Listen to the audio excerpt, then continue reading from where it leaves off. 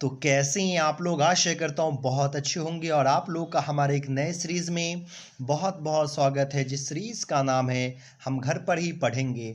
और हम घर पर ही पढ़ेंगे हिंदी 100 मार्क्स का ये पार्ट 5 होगा। इससे पहले मैं 4 पार्ट का वीडियो बना करके अपलोड कर चुका हूँ। अगर वो वीडियो आप नहीं देखें तो कृपया करके प्लेलिस्ट में जाइए और सभी वीडियो को देख लीजिए। तो चलिए पार्ट 5 को हम लोग शुरू करते हैं। और आज जो पार्ट 5 में हम लोग एक नया चैप्टर शुरू कर रहे हैं।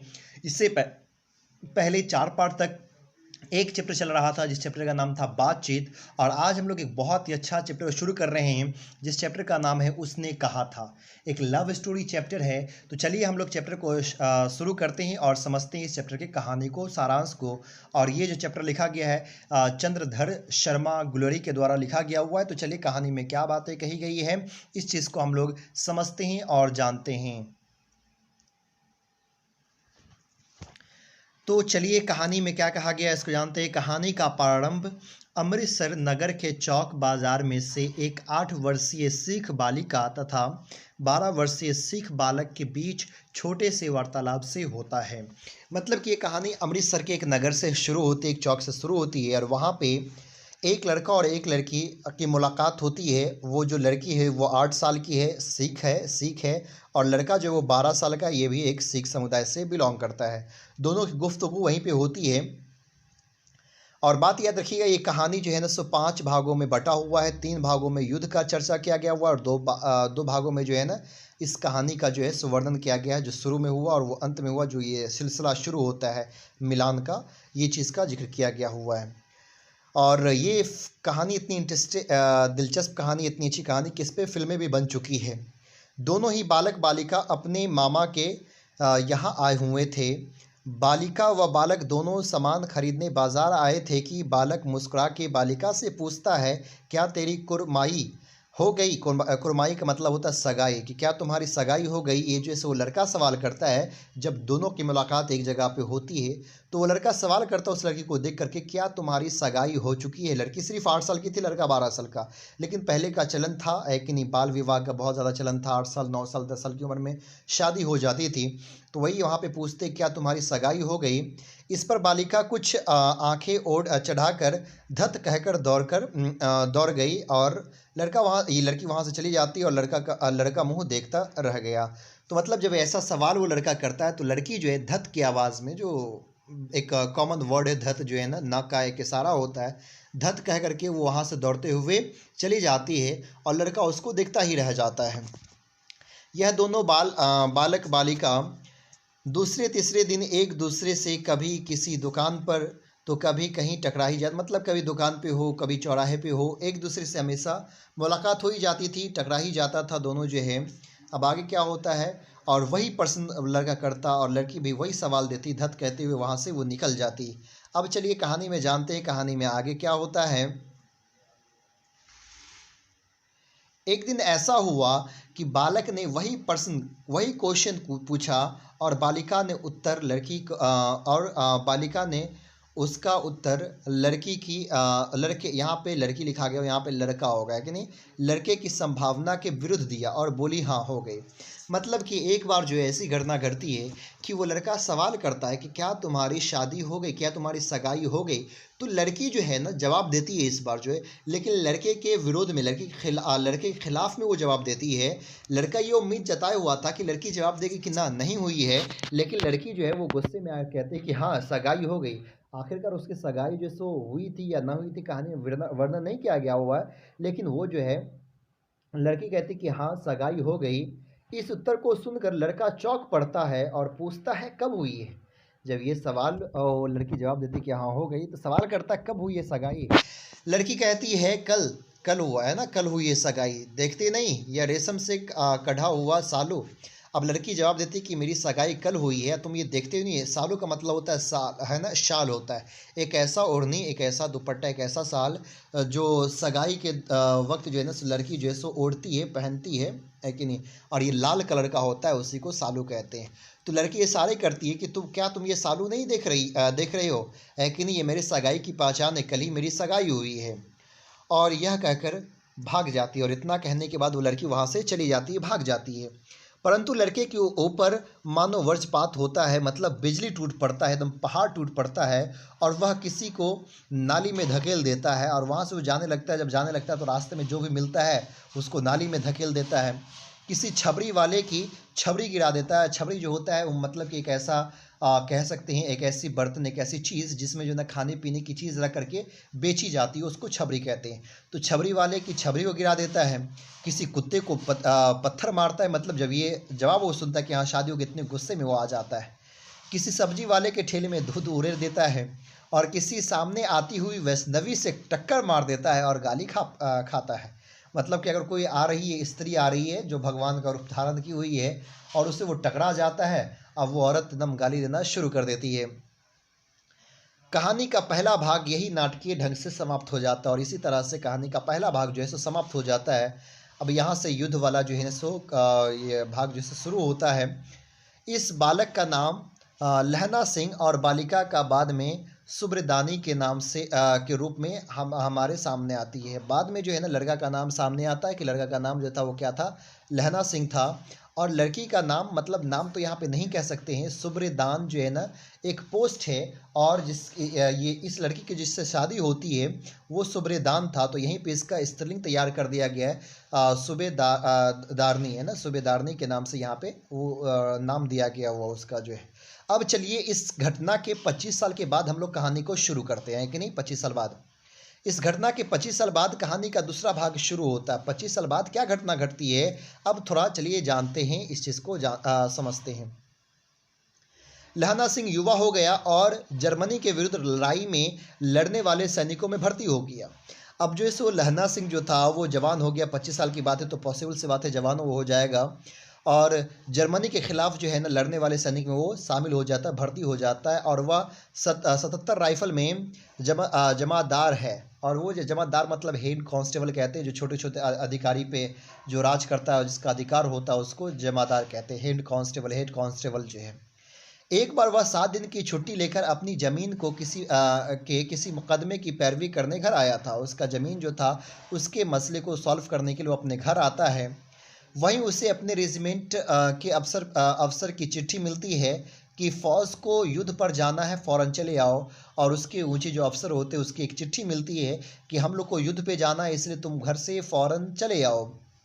इसी के साथ सेना के सूबेदार हज़ारा सिंह को भी चिट्ठी मिलती है कि उसे और उसके बेटे का नाम है बोधा सिंह दोनों को लाम युद्ध पर जाना है। लाम मतलब युद्ध होता है, युद्ध पे जाना है, अतः साथ ही चलेंगे। और ये बातें दोनों के घर पे पहुंचती है। वो जो है लहना सिंह के भी घर पे वो ये चिट्ठी पहुंचती कि उसको युद्ध में जाना है। और ये जो है वो कौन, हज़ारा सिंह है कि नहीं। हज़ारा सिंह जो है सूबेदार मतलब होता है एक छोटा अधिकारी। तो हज़ारा सिंह को भी जो है ना सो एक पत्र पहुंचती कि उसको और उसके बेटे का नाम है बोधा सिंह, दोनों को युद्ध में जो है ना सो जाना है। और ये सब लोग एक साथ में ही जाएंगे, है ना। दोनों का घर करीब ही था तो दोनों का घर करीब था तो इसलिए उसको साथ में जाना था। सूबेदार का गांव रास्ते में पड़ता था और वह लहना सिंह को चाहता भी बहुत था। और लहना सिंह वहाँ से निकलता है और लहना सिंह जो है जब निकलता है तो उसका रास्ता जो होता है उसी रास्ते में जो है ना सूबेदार का घर भी पड़ता है। अब जब उसके घर पे लहना सिंह जो है सो पहुँचते हैं तो पहुँचने के बाद क्या घटना घटती है, चलिए अब इस चीज़ को जान लेते हैं। यहीं पे कहानी की नई मोड़ लेती है। सूबेदार के घर पे पहुंच गए। जब तीनों चलने लगे तब अकेले में सूबेदारनी उसे कुरमाई हो गई वाला वाकया दोहराकर 25 साल पहले की घटना की याद दिलाती है। अब होता क्या है, वहाँ पे जब तीनों निकलने लगते हैं युद्ध के लिए, वो लहना सिंह, सूबेदार जो है सूबेदार हज़ारा सिंह और बोधा सिंह, जब तीनों वहाँ से निकलने लगते हैं तो होता क्या है, ये जो सूबेदारनी रहती है वो लहना सिंह को बुलाती है कि नहीं, और लहना सिंह को अकेले में कहती है वो 25 साल पहले जो घटना घटी थी उस घटना की याद दिलाती है कि नहीं। घटना की याद दिलाती है कि सगाई हो गई, सगाई हो वाली घटना को 25 साल पहले को याद दिलाती है। और याद दिलाते हुए कहती है कि जिस तरह से उस समय उसने एक बार घोड़े की लातों से उसकी रक्षा की थी, ठीक उसी प्रकार उसके पति और एक मात्र पुत्र की भी रक्षा करे। यहाँ पे एक बहुत आप कल्पना कर सकते हैं, शायद वो लड़का पहचान नहीं पा रहा था उस लड़की को, लेकिन लड़की उस लड़के को पहचान लेती है और कहती है कि 25 साल पहले जब हमारी और तुम्हारी मुलाकात हुई थी तो एक समय तुमने मुझे घोड़े से बचाया था, जब घोड़े ने मुझ पर लात चलाया था तुमने बचाया था। ठीक उसी प्रकार आज मैं तुमको एक बात कह रही हूँ कि आज मेरे पति और मेरा इकलौता बेटा जो है उसकी रक्षा तुम करना युद्ध में। अब कल्पना कर सकते हैं जब ऐसी बात कही गई होगी 25 साल बाद जब देखते हैं तो क्या हुआ होगा, उस समय का रिएक्शन क्या। आप इसको ये एक फ़िल्म जो बनी है उसने कहा था, अगर ये फ़िल्म देखेंगे तो शायद बहुत अच्छे से आपको स्टोरी समझ में आ जाएगा और बहुत पसंद आएगी ये आपको फिल्में जो है। आगे चलिए आगे जानते हैं आगे क्या होता है। वह उसके आगे अपना आंचल पसार कर भिक्षा मांगती है और वो भीख मांगती है आंचल पसार कर कि मेरे बेटे और पति की रक्षा करना। यह बात ललन सिंह के दिल को छू जाती है और ये लहना सिंह जो है, यहाँ पे ललन लिखा गया हुआ है, लहना सिंह जो है, लहना सिंह उससे ऊंचे अधिकारी थे तो ये जिम्मेदारियाँ उसको सौंप देती है और ये कहती कि अगर इसको मैं जिम्मेदारियाँ सौंप दूंगी तो शायद वो मेरे पति और बेटे को बचा ले। युद्ध भूमि पर उसने सूबेदारनी के बेटे को अपने प्राणों की चिंता न करके जान बचाई और उसका बेटा जो था बोधा सिंह, उसके अपने जान की परवाह न करते हुए लहना सिंह ने उसके बेटे की जान बचा देती है, उसके पति की जान को बचा देता है, पर इस कोशिश में वह खुद घातक रूप से घायल हो जाता है। अब उसके बेटे की जान तो वो बचा लेता है लेकिन इस कोशिश में लहना सिंह खुद जो है सो घायल हो जाता है। उसने अपने घाव पर, कमर में वो गोली शायद लगा था, बिना किसी को बताए कसकर पट्टी बांध लिया और इसी अवस्था में जर्मन सैनिकों का मुकाबला किया। और उन्होंने क्या किया, जहाँ पे गोली लगी थी कमर में, वो कमर में एकदम कसर के पट्टी बांध लेता और किसी को बताता नहीं है और जर्मन से वो लड़ता रहता, युद्ध करता रहता है। अब चलिए आगे क्या होता है, आगे जान लीजिए। शत्रु पक्ष की पराजय के बाद उसने सूबेदारनी के पति और उसके पुत्र को गाड़ी में सकुशल बैठा दिया और चलते हुए कहा। अब जब युद्ध खत्म हो जाती है तो उसके बाद दोनों को गाड़ी में बैठा दिया जाता है और बैठाते कौन है, वही लहना सिंह ही बैठाते हैं और बैठाने के बाद उसको कहते हैं, क्या कहते हैं, सुनिए तो सूबेदारनी को चिट्ठी लिखो तो मेरा माथा टेकना लिख देना और जब घर जाओ तो कह देना कि मुझसे जो उन्होंने कहा था वो मैं कर दिया। और ये बातें जो है ना उस हजारा को कहते हैं, हजारा को, और क्या कहते हैं कि जब तुम घर जाना तो तुम अपनी पत्नी से ये कह देना कि जो उसने मुझसे कहा था मैं वो वादा निभा दिया, मैं वो वादा पूरा कर दिया, मैं वो चीज़ें कर करके दिखा दिया। अब यहाँ पे जानिए हजारा सिंह का क्या जो है सो रिएक्शन होता है। सूबेदार पूछता ही रह गया उसने क्या कहा था कि गाड़ी चल दी। अब उसने पूछता ही रहा कि बताओ कि हमारी वाइफ जो पत्नी जो क्या कहा था, कितने में गाड़ी चालू हो जाती है और गाड़ी वहाँ से निकल देती है। बाद में उसने वजीरा से पानी मांगा और कमरबंद खोलने को कहा क्योंकि वह खून से, यहाँ पे तार लिखा गया हुआ, तर आप लोग लिख लेंगे, तर मतलब भीगा हुआ है ना, खून से तर था। अब वो जैसे पानी पीता है और कमर में जो पट्टी बांधा हुआ था उसको खोलता है जो एकदम खून से पूरा लथपथ था, पूरा भीग चुका था, तथा मृत्यु निकट होने पर जीवन की सारी घटनाएं चलचित्र के सामने घूम गई और अंतिम वाक्य जो उनके मुंह से निकला वह था, उसने कहा था, है कि नहीं। मतलब कि जब वो पट्टियाँ खोला, खून से लथपथ था, मरने ही वाला था, सब मंजर उसको याद आ रहा है और आखिरी सेंटेंस जो था, आखिरी वाक्य जो था वो ये था, उसने कहा था है कि नहीं। इसीलिए मैंने अपना वादा निभाया और अपनी जानों खेलते हुए मैंने उसके बेटे और उसके पति को बचा लिया। लेकिन अगर वो नहीं कहती तो शायद मैं आज जीवित होता और उसके पति का और उसके बेटे की मृत्यु हो जाती, लेकिन उसने कह दिया था, इसलिए मैं अपनी जान को खेलते हुए मैंने उसके बेटे और उसके पति को बचा लिया। और उसके बाद अगले दिन होकर के अखबार में छपता है, फ्रांस और बेल्जियम 68 सूची मैदानों में घाव से भरा, नंबर 76 सिख राइफल जमानदार सिंह, है कि नहीं। इस चीज़ों को जो है ना सो अखबार में छापी जाती है। इस प्रकार अपनी बचपन की छोटी सी मुलाकात में हुए परिचय, उसके मन में सूबेदारनी के प्रति जो प्रेम उदित हुआ था, उसी कारण उसने सूबेदारनी के द्वारा कहे गए वाक्य को स्मरण रख उसके पति व पुत्र की सुरक्षा करने में अपनी जान दे दी, क्योंकि उसने कहा था और इसलिए उसने अपनी जान को दे दी और उसके पति और बेटे को बचा लिया। इसको शायद कहते हैं सच्चा लव, अच्छी मोहब्बतें।